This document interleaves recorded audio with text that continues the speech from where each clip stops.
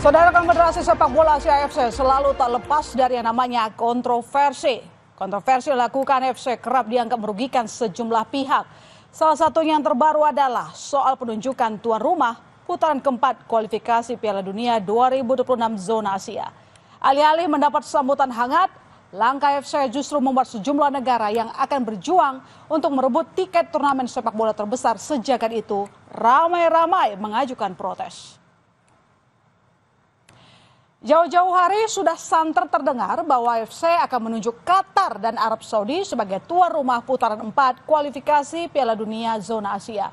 Benar saja, regulasi penunjukan dua negara teluk tersebut sebagai tuan rumah penuh kontroversi. Awalnya hanya dua tim terbaik di putaran ketiga yang berhak mengajukan diri sebagai tuan rumah. Namun aturan itu mendadak diubah, yaitu semua tim yang lolos putaran 4 berkesempatan menjadi tuan rumah. Belum tuntas kontroversi itu, AFC kembali mengubah kriteria, yaitu tuan rumah ditentukan berdasarkan dua tim dengan peringkat FIFA tertinggi dan otomatis Arab Saudi dan Qatar yang terpilih. Penunjukan Arab Saudi dan Qatar sebagai tuan rumah menampik reaksi dari Federasi Sepak Bola Irak. Melalui surat resmi kepada FIFA dan AFC, Irak mendesak transparansi dan keadilan dalam proses pemilihan tuan rumah babak 4 kualifikasi Piala Dunia 2026. Setelah Irak, Federasi Sepak Bola Oman dan Asosiasi Sepak Bola Uni Emirat Arab juga melayangkan protes kepada FIFA dan AFC. Oman meminta agar penunjukan tuan rumah bisa dilakukan dengan adil. Sementara Uni Emirat Arab meminta FIFA dan AFC bersikap netral dalam memilih negara tuan rumah putaran keempat kualifikasi Piala Dunia 2026.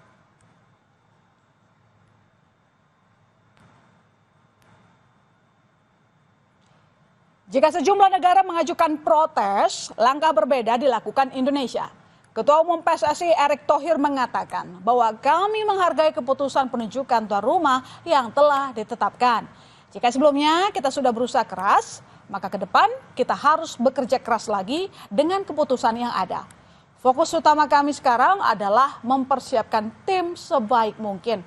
Kami juga berharap seluruh pertandingan di playoff group stage ini dapat berlangsung secara fair dan menunjuk tinggi sportivitas. Lalu mengapa Indonesia menerima keputusan AFC? Pada sebelumnya, saudara, Ketua Umum PSSI sempat menyebut ikut bidding tuan rumah putaran 4 kualifikasi Piala Dunia zona Asia. Selain Indonesia, ada Tiongkok, Irak, dan Uni Emirat Arab yang mendaftar sebagai tuan rumah. Pendaftaran ditutup pada 5 Mei dan saat itu regulasinya akan ada dua tuan rumah yang dipilih. Saya melapor ke Bapak Presiden, ada Pak Mensesnek, ada Pak Setkap untuk juga untuk bidding sebagai tuan rumah. Ya, siapa tahu kita masih bisa, walaupun kita tahu dominasi negara-negara Timur Tengah cukup kuat ya, sebagai tuan rumah ya kita coba. Ini kesempatan. Namun sepertinya FIFA atau AFC harus mempertimbangkan lagi keputusan penunjukan Arab Saudi dan Qatar sebagai tuan rumah putaran 4. Pasalnya, Timur Tengah sedang tidak baik-baik saja. Terbaru, Israel dan Iran saling serang. Apakah perlu untuk mengubah venue pertandingan ke tempat yang lebih aman dan nyaman? Ataukah FIFA dan AFC dapat menjamin keamanan pertandingan jika tetap dilaksanakan di Arab Saudi dan Qatar? Sebelumnya, Israel melancarkan serangan terhadap Iran pada Jumat pagi waktu setempat. Dengan menargetkan fasilitas nuklir dan militer akibat serangan tersebut, sejumlah gedung dan pemukiman warga mengalami kerusakan parah. Tak tinggal diam, Iran melancarkan serangan balasan dengan menembakkan rudal balistik ke Yerusalem dan Tel Aviv pada Jumat malam dan Sabtu dini hari waktu setempat. Militer Israel mengklaim berhasil menghalau beberapa rudal yang ditembakkan Iran. Meski beberapa rudal tampak mengenai gedung.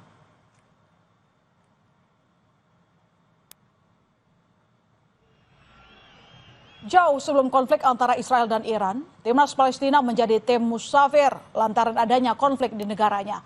Palestina tidak pernah bisa menggelar pertandingan internasional di negaranya sejak Oktober 2023. Bahkan dalam kualifikasi Piala Dunia ini, Palestina selalu menumpang negara lain saat bermain kandang.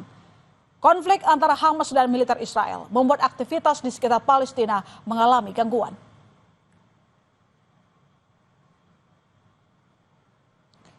Namun di tengah kontroversi penunjukan tuan rumah, timnas Indonesia tetap harus fokus menyiapkan fisik dan mental menatap putaran keempat nanti. Dimanapun tempatnya, skuad Garuda harus menunjukkan mentalitas superior. Apalagi aksi Jaejas dan kolega selalu mendapat dukungan supporter Indonesia dari tribun stadion. Pemain ke-12 itu akan menggelorakan semangat bagi timnas Indonesia. Salah satunya adalah satu timnas bermain di Qatar.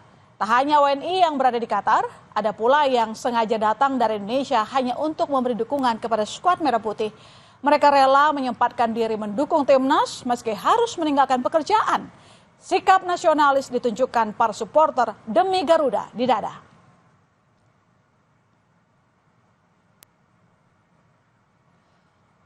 Begitupun saat Indonesia bermain tandang di Arab Saudi, yel-yel digelorakan supporter sebelum pertandingan dimulai hingga wasit meniup peluit akhir pertandingan. Bahkan usai pertandingan, skuad Garuda menghampiri supporter. Mereka bersama-sama menyanyikan lagu Tanah Airku.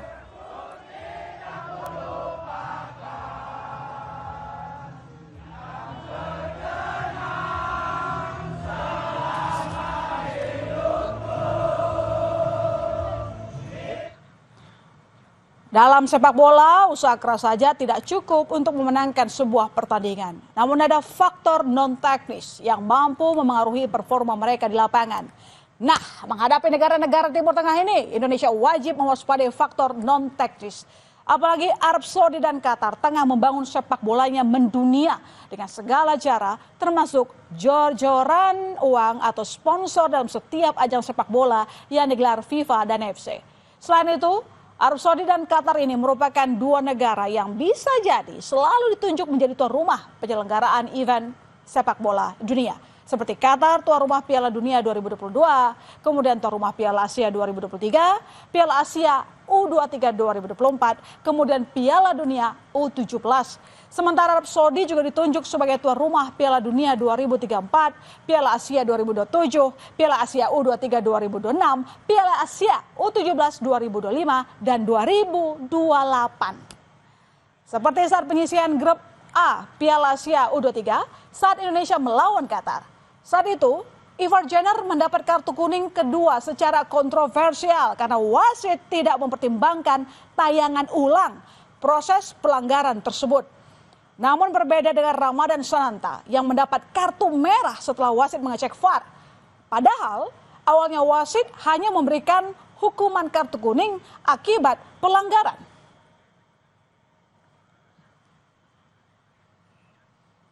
Begitupun saat Indonesia bermain tandang melawan Bahrain. Indonesia sudah memimpin 2-1 sejak menit ke-73 melalui kreasi Rafael Struijk. Namun wasit asal Oman itu memberikan keputusan kontroversial terkait waktu tambahan berdurasi 6 menit. Sang pengadil lapangan belum meniup peluit panjang hingga Bahrain berhasil menyamakan kedudukan 2-2 di menit 98. Wasit tersebut pun mendapat protes dari skuad Merah Putih yang dipaksa gagal memetik kemenangan. Karena memang ada keputusan-keputusan yang dianggap tidak. Selain Indonesia, Palestina pun pernah menerima kenyataan pahit. Mimpinya berjuang merebut tiket Piala Dunia pupus setelah kemenangan mereka digagalkan oleh gol penalti kontroversial di menit-menit akhir. Dengan bantuan VAR, wasit asal Iran, Mod Boyadivard, memberikan hadiah penalti bagi Oman yang banyak pihak menyebut minim kontak pelanggaran. Tapi apapun menurut saya sih nggak ada yang perlu dikhawatirkan. Kita perlu waspada iya, gitu ya. Terutama dengan persoalan-persoalan non teknis yang bisa saja karena Qatar atau Saudi Arabia menjadi tuan rumah, ya ada keuntungan lah yang bakal mereka miliki. Misalnya bagaimana kemudian dalam menentukan wasit, atau bagaimana kemudian mereka mencoba memanfaatkan situasi-situasi di lapangan pada saat Indonesia bertemu dengan mereka dalam pertandingan nanti. Gitu. Jadi ini yang menurut saya harus diwaspadai oleh Indonesia. Tapi kalau soal kekuatan, saya kira pada saat ini kekuatan Indonesia dengan negara-negara yang ada di grup 4 yang akan bersaing lagi, itu menurut saya sama. Indonesia gagal mencuri tiket Piala Dunia di putaran ketiga dan masih memiliki peluang lewat putaran 4 nanti. Drawing pembagian grup di putaran 4 kualifikasi Piala Dunia dijadwalkan berlangsung 17 Juli di Osaka, Jepang. 6 tim akan dibagi menjadi 2 grup, masing-masing berisi 3 negara. Nantinya, peringkat pertama akan otomatis lolos ke Piala Dunia. Sementara runner-up grup akan melalui putaran kelima yakni playoff dan bertanding dengan wakil dari antar konfederasi. FIFA akan menggunakan ranking FIFA untuk menentukan pot undian. Arab dan Qatar ada di pot 1, Uni Emirat Arab dan Irak di pot 2, saudara. Indonesia dan Oman di pot 3. Dan Indonesia bisa saja satu grup dengan Arab dan Irak. Bisa juga satu grup dengan Arab dan juga Uni Emirat Arab. Atau bisa juga nih satu grup dengan Qatar dan juga Irak. Dan bisa jadi satu grup dengan Qatar dan Uni Emirat Arab. Ada negara yang pernah bertemu Indonesia, salah satunya adalah Irak. Irak adalah salah satu tim yang tangguh. Indonesia pernah bertemu Irak di Piala Asia dan di putaran kedua Piala Dunia Zona Asia. Dari 3 pertemuan terakhir, Indonesia belum pernah meraih satu pun kemenangan. 3 pertemuan dimenangkan oleh Irak. Selain Irak, ada Arab Saudi yang juga pernah menjadi lawan Indonesia. Skuad Garuda punya catatan rekor bagus saat bertemu Arab di 2 laga terakhir. Indonesia mampu menahan imbang Arab 1-1 saat bermain tandang. Begitupun saat berlaga di Stadion GBK, Timnas menang 2 gol tanpa balas. Di tengah kontroversi penunjukan Arab Saudi dan Qatar, Timnas Indonesia harus fokus menyiapkan fisik dan juga mental untuk menghadapi putaran keempat kualifikasi Piala Dunia 2026 Zona Asia. Asal lolos Piala Dunia masih terbuka lebar bagi Beckham Putra dan kawan-kawan. Bukan hanya bertanding, tetapi membawa harum nama Indonesia. Tetap semangat, Timnas Indonesia. Saudara, usai jeda kami punya informasi. Ular piton sepanjang 5 meter lilit polisi saat akan dievakuasi. Berita utama segera kembali.